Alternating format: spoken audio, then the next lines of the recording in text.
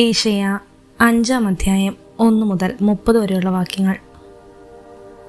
എൻ്റെ പ്രിയന് വേണ്ടി അവൻ തൻ്റെ മുന്തിരിത്തോട്ടത്തിന് നേരെയുള്ള സ്നേഹത്തെ പ്രകീർത്തിച്ചുകൊണ്ട് ഞാനൊരു ഗാനം ആലപിക്കട്ടെ.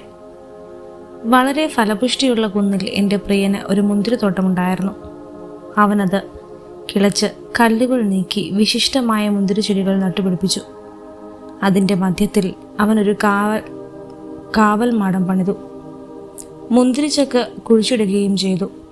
അത് വിശിഷ്ടമായ മുന്തിരിപ്പഴം നൽകുമെന്ന് അവൻ പ്രതീക്ഷിച്ചിരുന്നു. എന്നാൽ അത് പുറപ്പെടുവിച്ചത് കാട്ടുമുന്തിരിപ്പഴമാണ്.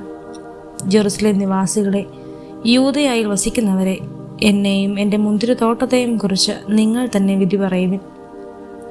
എൻ്റെ മുന്തിരിത്തോട്ടത്തിന് വേണ്ടി ഞാൻ ചെയ്തതിലേറെ എന്താണ് ചെയ്യേണ്ടിയിരിക്കുന്നത്? ഞാൻ നല്ല മുന്തിരി അതിൽ നിന്ന് പ്രതീക്ഷിച്ചപ്പോൾ എന്തുകൊണ്ടാണ് അത് കാട്ടുമുന്തിരിപ്പഴം പുറപ്പെടുവിച്ചത്? ഈ മുന്തിരിത്തോപ്പിനോട് ഞാൻ എന്തു പറയണമെന്ന് ഇപ്പോൾ പറയാം. ഞാൻ അതിൻ്റെ വേലി പൊളിച്ചു കളഞ്ഞ് നാശത്തിന് വിട്ടുകൊടുക്കും. അതിൻ്റെ മതിലുകൾ ഞാൻ ഇടിച്ചു തകർക്കും. തോട്ടം ചവിട്ടി മെതിക്കപ്പെടും. ഞാൻ അതിനെ ശൂന്യമാക്കും. അതിനെ വെട്ടി ഒരുക്കുകയോ ചെയ്യുകയില്ല. അവിടെ മുൾച്ചെടികളും മുള്ളുകളും വളരും. അതിന്മേൽ മഴ വർഷിക്കരുതെന്ന് ഞാൻ മേഘങ്ങളോട് ആജ്ഞാപിക്കും.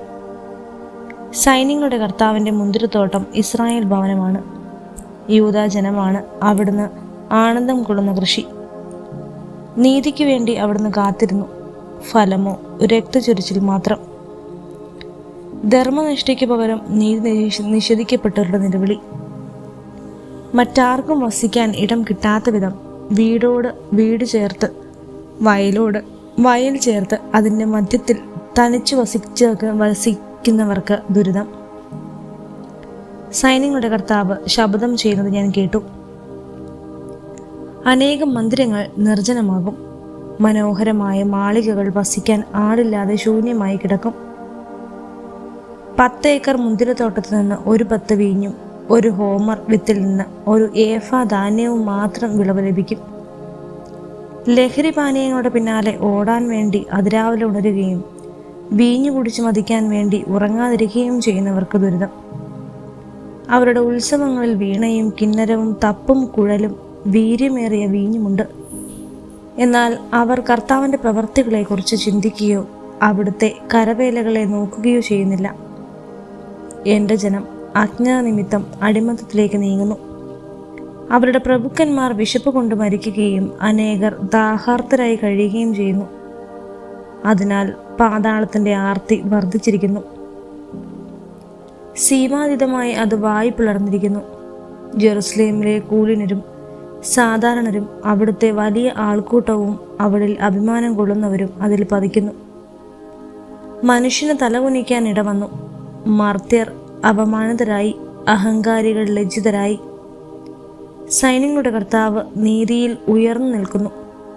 പരിശുദ്ധനായ ദൈവം നീതിനിഷ്ഠയിലൂടെ തൻ്റെ പരിശുദ്ധി വെളിപ്പെടുത്തുന്നു. അപ്പോൾ കുഞ്ഞാടുകൾ മേച്ചിൽപ്പുറങ്ങളിലെന്ന പോലെ അവിടെ മേഞ്ഞു നടക്കും. കൊഴുത്ത മൃഗങ്ങളുടെ ആട്ടിൻകുട്ടികളും അവിടുത്തെ നഷ്ടവിശിഷ്ടങ്ങൾക്കിടയിൽ മേയും. നുണയുടെ കയറുകൊണ്ട് അകൃത്യത്തെ വലിച്ചിഴയ്ക്കുന്നവന് ദുരിതം. പാപത്തെ കയറ് കെട്ടി വലിക്കുന്നവന് ദുരിതം. കർത്താവ് വേഗം തൻ്റെ പ്രവൃത്തി നിറവേറ്റട്ടെ, നമുക്ക് കാണാമല്ലോ. ഇസ്രായേലിൻ്റെ പരിശുദ്ധനായവൻ്റെ ലക്ഷ്യം ആസന്നമാകട്ടെ, അത് നമുക്കറിയാമല്ലോ എന്നവർ പറയുന്നു. തിന്മയെ നന്മയെന്നും നന്മയെ തിന്മയെന്നും വിളിക്കുന്നവന് ദുരിതം. പ്രകാശത്തെ അന്ധകാരമെന്നും അന്ധകാരത്തെ പ്രകാശമെന്നും ഗണിക്കുന്നവന് ദുരിതം. മധുരത്തെ കയ്പായും കയ്പനെ മധുരമായും കരുതുന്നവന് ദുരിതം. തന്നെ തന്നെ ജ്ഞാനിയെന്നും സൂക്ഷ്മബുദ്ധിയെന്നും കരുതുന്നവൻ ദുരിതം. വീഞ്ഞു കുടിക്കുന്നതിൽ വീരന്മാരും വിവിധതരം മദ്യം കൂട്ടിക്കലർത്തുന്നതിൽ ബിരുദന്മാരുമായവർക്ക് ദുരിതം.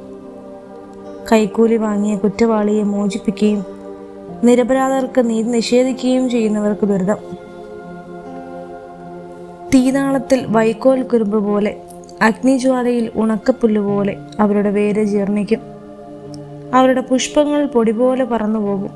കാരണം അവർ സൈന്യങ്ങളുടെ കർത്താവിൻ്റെ നിയമത്തെ നിരസിക്കുകയും ഇസ്രായേലിൻ്റെ പരിശുദ്ധനായവൻ്റെ വചനത്തെ നിന്ദിക്കുകയും ചെയ്തു. അവിടുത്തെ ജനത്തിനെതിരായി കർത്താവിൻ്റെ കോപം ജ്വലിച്ചു. അവിടുന്ന് കരമുയർത്തി അവരെ പ്രഹരിച്ചു. പർവ്വതങ്ങൾ പ്രകമ്പനം കൊണ്ടു. അവരുടെ മൃതശരീരങ്ങൾ തെരുവീഥികളിൽ മാലിന്യം പോലെ കിടന്നു. എന്നിട്ടും അവിടുത്തെ കോപം ശമിച്ചിട്ടില്ല. അവിടുത്തെ കരം ഇപ്പോഴും ഉയർന്നു നിൽക്കുന്നു. വിദൂരസ്ഥമായ ഒരു ജനതയ്ക്ക് അവിടുന്ന് ഒരു അടയാളം കാണിക്കും. ഭൂമിയുടെ അതിർത്തിയിൽ നിന്ന് അവരെ ചൂളം വിളിച്ചു വരുത്തും. ഇതാ അതിവേഗം അവർ വരുന്നു. ആരും ക്ഷീണിച്ചിട്ടില്ല, ആരുടെയും കാലിടറുന്നില്ല. ഒരുവനും ഉറക്കം തൂങ്ങുകയോ ഉറങ്ങുകയോ ചെയ്യുന്നില്ല. ആരുടെയും അരക്കച്ച അയഞ്ഞു പോവുകയോ ചെരുപ്പിൻ്റെ വള്ളി പൊട്ടുകയോ ചെയ്യുന്നില്ല. അവരുടെ അസ്ത്രങ്ങൾ മൂർച്ചയുള്ളതാണ്. അവരുടെ വില്ല് കുലച്ചിരിക്കുന്നു. അവരുടെ കുതിരകളുടെ കുളമ്പുകൾ തീക്കല്ല് പോലെയും അവരുടെ രഥചക്രങ്ങൾ ചുഴലിക്കാറ്റ് പോലെയുമാണ്. അവരുടെ ഗർജനം സിംഹത്തിൻ്റേതുപോലെയാണ്. യുവസിംഹങ്ങളെ പോലെ അവർ അലർന്നു. അവർ മുരളുകയും ഇരപിടിച്ച് വലിച്ചുകൊണ്ടുപോവുകയും ചെയ്യുന്നു. ആർക്കും രക്ഷപ്പെടുത്താൻ സാധിക്കുകയില്ല. അന്നവർ അതിനെ നോക്കി കടലിൻ്റെ ഇരുമ്പൽ പോലെ മുരളും. ആരെങ്കിലും ദേശത്തേക്ക് നോക്കിയാൽ അവിടെ അന്ധകാരവും അസ്വസ്ഥതയുമായിരിക്കും. കാർമേഘങ്ങൾ പ്രകാശത്തെ വിഴുങ്ങിക്കളയും. ഏശയ്യാ 6-ാം അധ്യായം 1 മുതൽ 13 വരെയുള്ള വാക്യങ്ങൾ. ഉസിയ രാജാവ് മരിച്ച വർഷം കർത്താവ് ഉന്നതമായ ഒരു സിംഹാസനത്തിൽ ഉപവിഷ്ടനായിരിക്കുന്നത് ഞാൻ കണ്ടു. അവിടുത്തെ വസ്ത്രാഞ്ജലിയം ദേവാലയം മുഴുവൻ നിറഞ്ഞു നിന്നു. അവിടുത്തെ ചുറ്റും സെറാഫുകൾ നിന്നിരുന്നു. അവയ്ക്ക് 6 ചിറകുകൾ വീതമുണ്ടായിരുന്നു. 2 ചിറകുകൾ കൊണ്ട് മുഖവും 2 കൊണ്ട് പാദങ്ങളും അവ മറച്ചിരുന്നു. 2 ചിറകുകൾ പറക്കാനുള്ളവയായിരുന്നു. അവ പരസ്പരം ഉദ്ഘോഷിച്ചുകൊണ്ടിരുന്നു, പരിശുദ്ധൻ പരിശുദ്ധൻ, സൈന്യങ്ങളുടെ കർത്താവ് പരിശുദ്ധൻ. ഭൂമി മുഴുവൻ അവിടുത്തെ മഹത്വം നിറഞ്ഞിരിക്കുന്നു.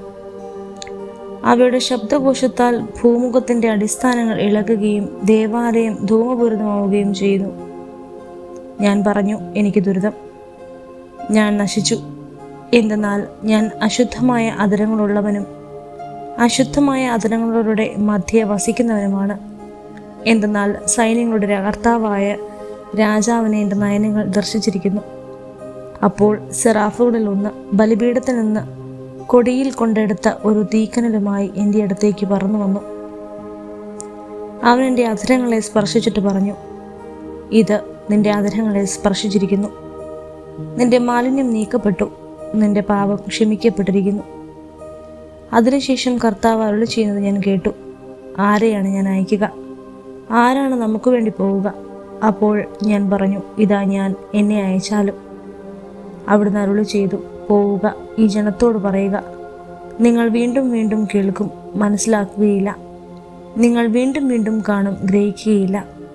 അവർ കണ്ണുകൊണ്ട് കാണുകയും ചെവി കൊണ്ട് കേൾക്കുകയും ഹൃദയം കൊണ്ട് ഗ്രഹിക്കുകയും അങ്ങനെ മാനസാന്തരപ്പെട്ട് സൗഖ്യം പ്രാപിക്കുകയും ചെയ്യാതിരിക്കേണ്ടതിന് അവരുടെ ഹൃദയങ്ങളെ കഠിനമാക്കുകയും ചെവികളെ മന്ദീഭവിക്കുകയും കണ്ണുകളെ അന്ധമാക്കുകയും ചെയ്യുക. കർത്താവെ, ഇത് എത്ര നാളത്തേക്കെന്ന് ഞാൻ ചോദിച്ചു. അവിടുന്ന് അരുളി ചെയ്തു, നഗരങ്ങൾ ജനവാസമില്ലാതെയും ഭവനങ്ങൾ ആർപ്പാർപ്പില്ലാതെയും ശൂന്യമായി ദേശം മുഴുവൻ വിജനമായി തീരുന്നതുവരെ. കർത്താവ് ജനത്തെ വിദൂരത്തേക്ക് ഓടുകയും ദേശത്തിൻ്റെ മധ്യത്തിൽ നിർജ്ജന പ്രദേശങ്ങൾ ധാരാളമാക്കുകയും ചെയ്യുന്നതുവരെ. അതിലൊരു ദശാംശമെങ്കിലും അവശേഷിച്ചാൽ അവ വീണ്ടും അഗ്നിക്കിരയാകും. ടർപ്പൻ്റെ വൃക്ഷമോ കരുവേലകമോ വെട്ടിയാൽ അതിൻ്റെ കുറ്റി നിൽക്കുന്നത് പോലെ അത് അവശേഷിക്കും. ഈ കുറ്റി ഒരു വിശുദ്ധ ബീജമായിരിക്കും.